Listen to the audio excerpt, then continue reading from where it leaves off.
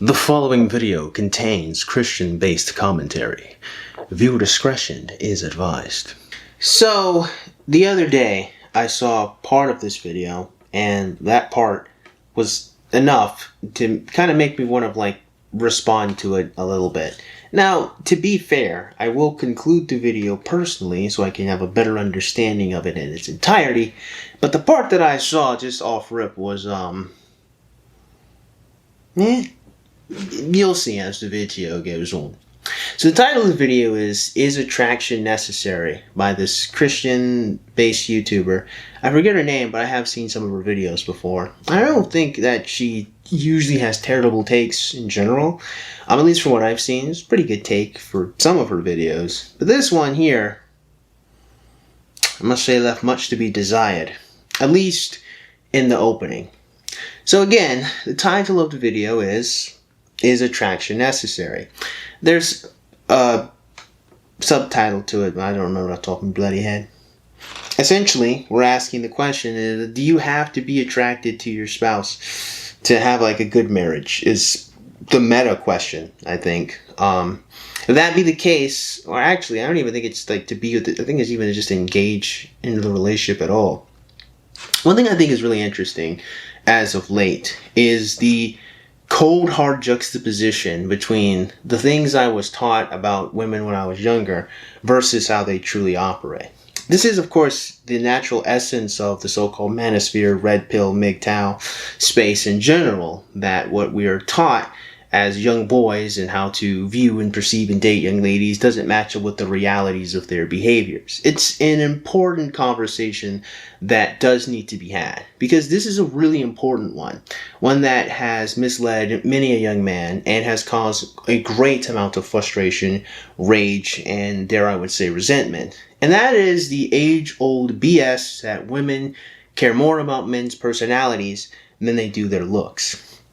Now, it's entirely possible, it's possible but unlikely, that the hyper-shallowness that affects our entire generation, really, is something that occurred mostly due to the boom of, say, Facebook, Instagram, and from Instagram, influencing culture that kind of webbed its ugly, materialistic webs and claws into the rest of us.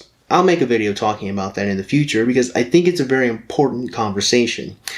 However, I also think that it's still important to say that maybe we can't blame everything on the internet and everything on Instagram, because even when I was a teenager, and a little bit younger than that, I noticed that girls absolutely did care, sometimes a little bit more about the fact that a dude was hot or attractive than any other factor about him. It is a bold-faced lie. It's just straight deception. It's just a straight-up lie to suggest that women care more about personality than looks. It might be the case that some women operate like that, but generally speaking, they don't. And it was really, really, really, dare I would say, I understand how everyone's lives know that. No, it was a really cruel disservice given to me and given to my brothers to lie to us straight up that us being attractive isn't important. You know what else is even more important than that? The fact that, technically speaking, what women deem as attractive, which again may be influenced by influencer culture more than anything reasonable, is what counts for an attractive male is extremely unreasonable. Really unreasonable, especially when you break down all the factors and facets and elements down, which leads a lot of women to being dissatisfied with the men that they sometimes do end up picking, which is another conversation that's important to have, but that's going to make this really long. Technically, the video I'm responding to is 19 minutes by itself, and if you look at the runtime, I clearly didn't go through all of it, but I am going to go through the intro, maybe a little bit of the middle, and kind of see how it concludes.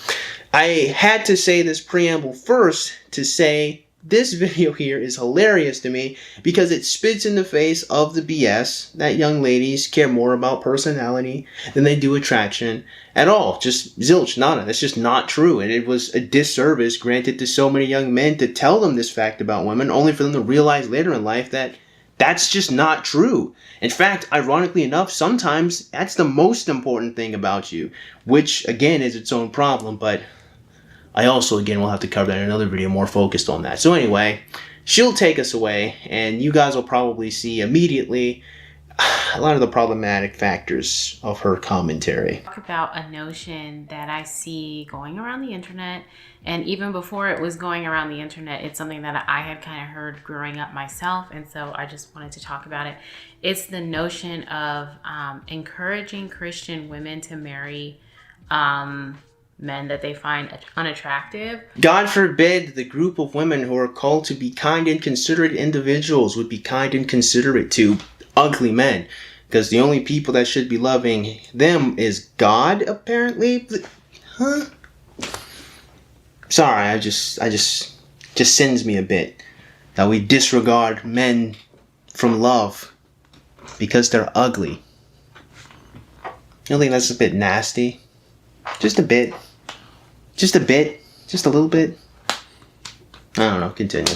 Or just generally like ugly men because they're nice or because they're otherwise qualified. Now, of course, with that caveat added there, it is very clear that the most important thing would indeed have to be that the male is attractive. Because if you're telling me that you cannot engage with this person because they're just not attractive, but they have all these other qualities, and that those other qualities can't match being attractive, do I need to be a super genius to break down the logical conclusion that that is? Because I can go further and say, in absence of all the other qualities, if physical attraction is present, the woman will proceed.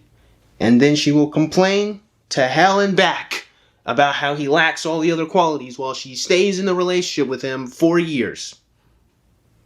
I'm just saying, like, maybe we've done ourselves a bit of a disservice here. No, I guess not. I guess because, you know, whether someone you want to bone someone is the most important thing about them. My bad. Sorry. As Christians, I thought we would be a little bit better than that. Just a wee bit better. Just a smidge. Or because they're otherwise qualified. And I just wanted to put my 2 cents in this conversation because if you've been on this channel for a while, you know, we talk about marriage here. And I think that there's a magnitude to marriage that I don't think a lot of people understand, and they only get it once they've already married. And then by then it's too late to be like, biblically speaking anyway, it's too late to try to like correct some of the mistakes you've made. And so the implication being, biblically speaking at the very least, that the mistake you've made was just being with him because he's ugly. That would be the implication there. So to my unmarried sisters, I wanted to talk about this. If you're already married, then you're already married. Yeah, if you're already married to an ugly man, that's on you. You picked him. But if you're unmarried, I just wanted to talk about this because I see it going around a lot. So it's a lot of people when pushing this will reference the verse. I don't remember what it is off the top of my head, but it is the prophet Samuel going around looking for the next king to anoint for the nation of Israel. And he goes in and he sees the sons of Jesse, some of which are very tall and strong and beautiful. And he's like thinking to himself, surely this must be the next king. Like, look how beautiful and tall and strong and handsome he is. And God is like, no, I have rejected him. And then God says something along the lines of like man looks on the outward appearance, but I look at the heart. And so I have heard that verse used as a premise to encourage Christian women to marry ugly men, or to just marry men that they find unappealing, because after all, God looks on the heart. And while considering that whole Christian thing means Christ-like, and the whole point is to try to emulate some of the behaviors and moral standards of God, I mean,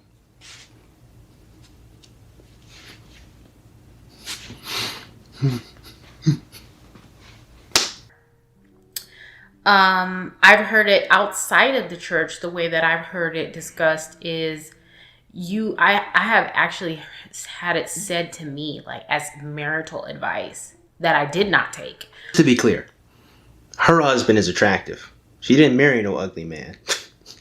Look, okay, so obviously I'm being incredibly snotty and taking pot shots, but this is an important thing about young ladies. They're starting to self-report a lot more often I think there's something about TikTok. Again, they use it like it's their diary. It's so stupid. It's insane. But a lot of them are starting to be outward and honest about the fact that they measure their worth against how attractive the man that they can pull is. Now, I want to make a video about that, just kind of on its own, and use different examples and talk about it. But it's incredibly reversed. It's very toxically masculine, actually, right? It's how insecure men measure their success, or the attractiveness or the beauty of another woman. It is the reversal, the as above so below reversal of Baphomet, as I like to say, of reversing how men and women kind of operate.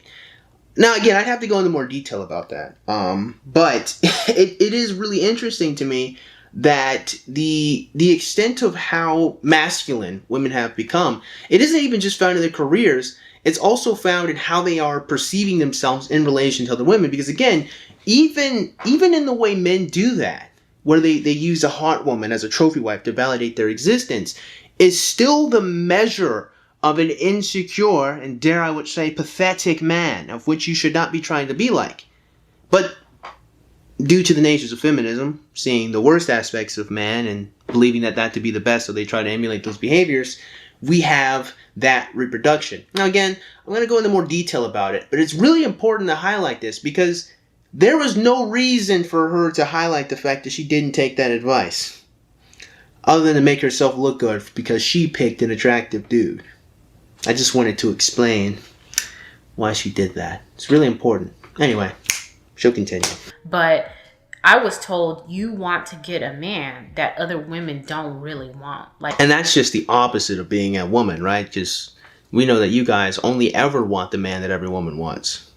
Of course, that man will end up cheating on you with all of those women that wanted him, and he doesn't respect nor value your presence because you are one of many of the women in his harem. But I mean, you know, that's you do you. You want to be a part of someone's harem? I can't stop you. Okay, fine. I'll actually let her go. I just think that it is really interesting to me. You're just taking umbrage with that without any critical thought behind it. But you know what? That's what I'm here for. Continue. Like, you don't want the person that everybody wants. You want the one that, like, not that many people want. And I just wanted to take time to talk about this notion because I'm like, if no one brings balance to the conversation, you're going to have women who marry men that they otherwise wouldn't marry, and then they're in covenant now. Like, you're in covenant. And yes, God forbid women marry otherwise ugly men and bring joy to their lives, because those ugly men don't deserve anything. You know, I do find it very interesting how little selflessness or altruism or heroism that is in femininity, right? Like think about this one for a second.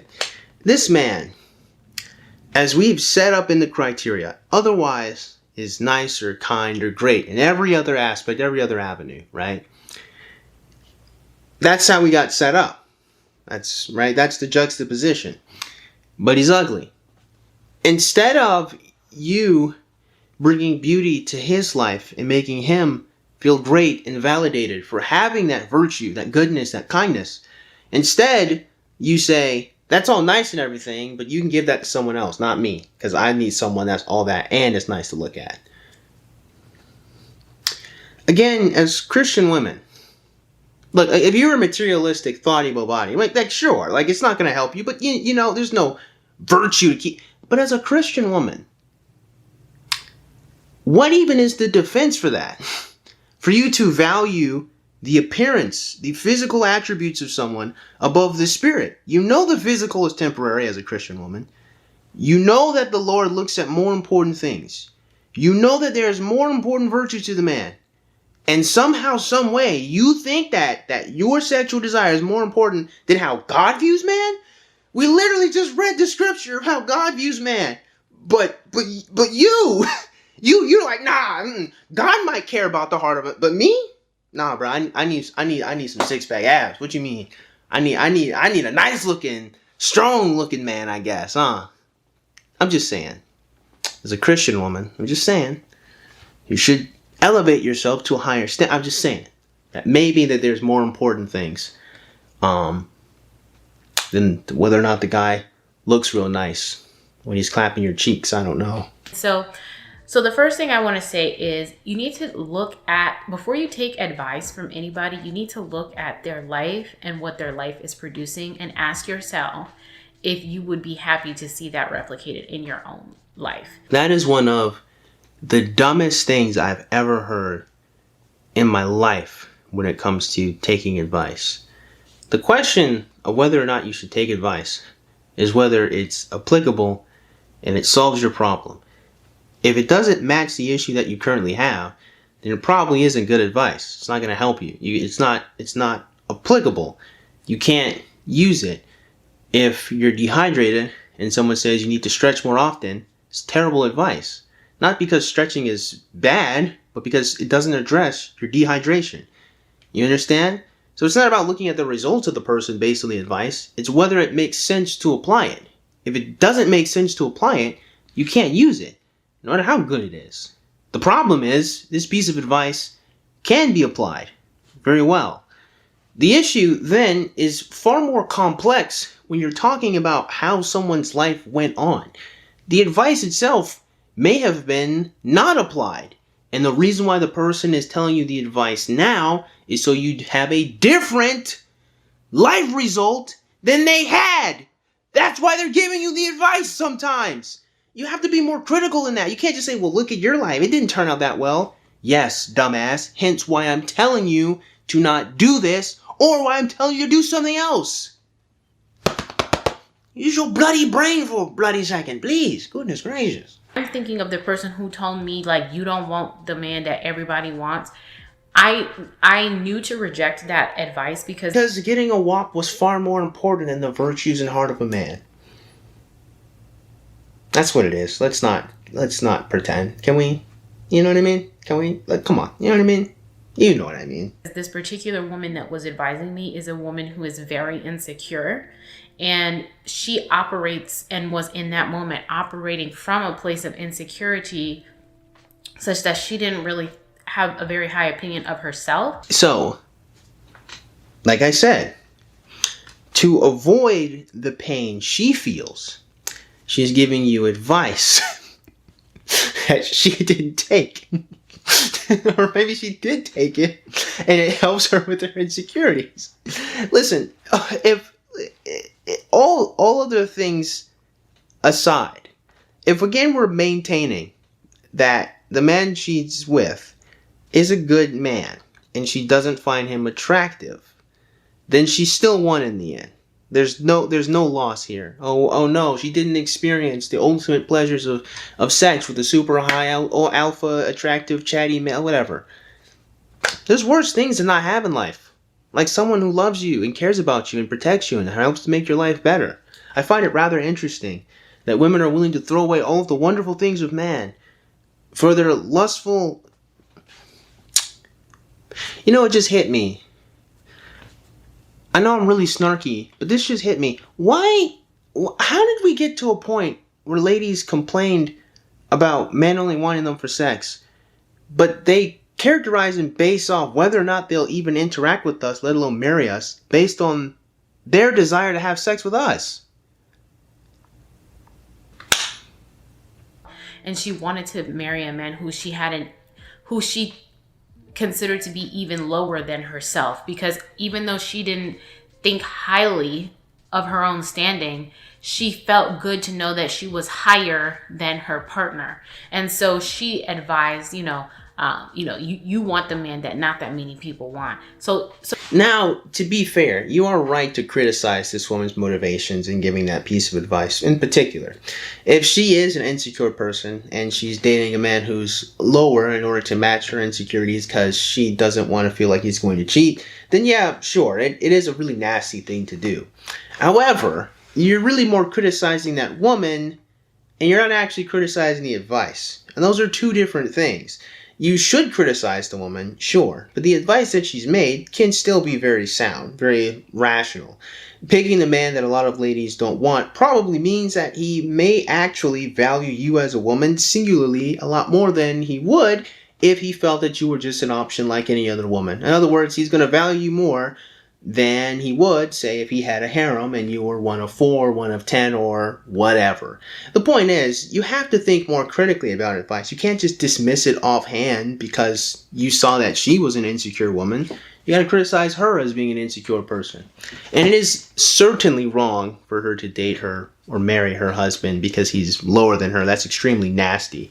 But that's her and not really the advice, if you understand what I'm saying. So that's what was like motivating her advice to me. And so you need to understand when receiving advice from someone, what's motivating them? What life experiences have they gone through that might be causing them to advise me in this way? So that's something to think about. And as far as the Bible verse where it says, God looks at man looks on the appearance, God looks on the heart. I think you can take that verse two different ways. No, you can't. Some people have taken it to mean the most important thing is, the heart. Yeah. The people who said that can read. But I've heard Jim Rohn say when he reads that verse, he learns 2 things. One, that God looks on the heart, just as the Bible says, and that man looks on the outward appearance. Now, riddle me this one. Between God and man, who is routinely wrong about their morality and how they should behave?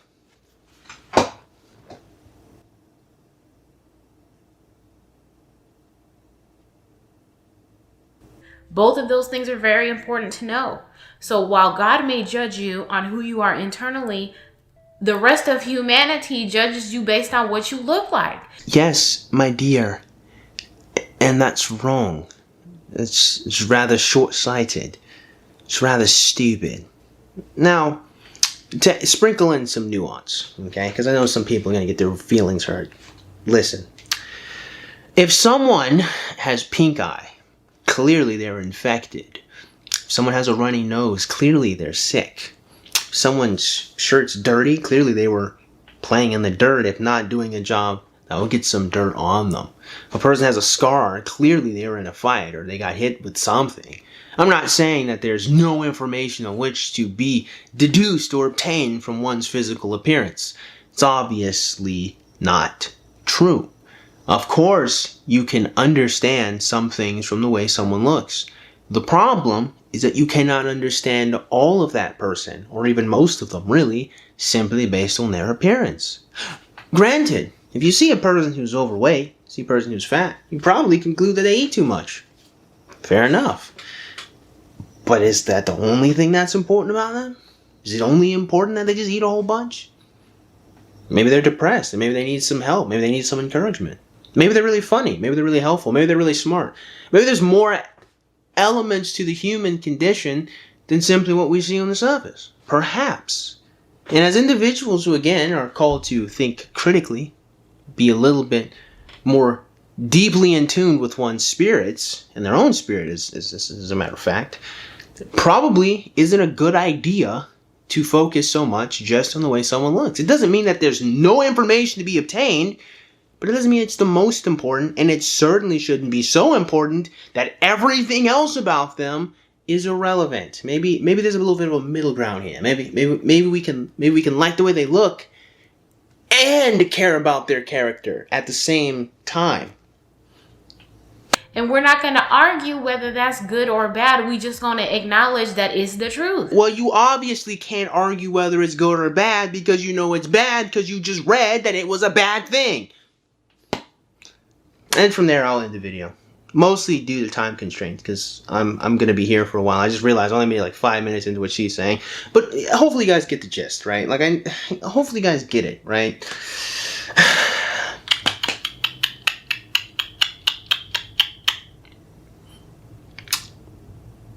People are a little too shallow.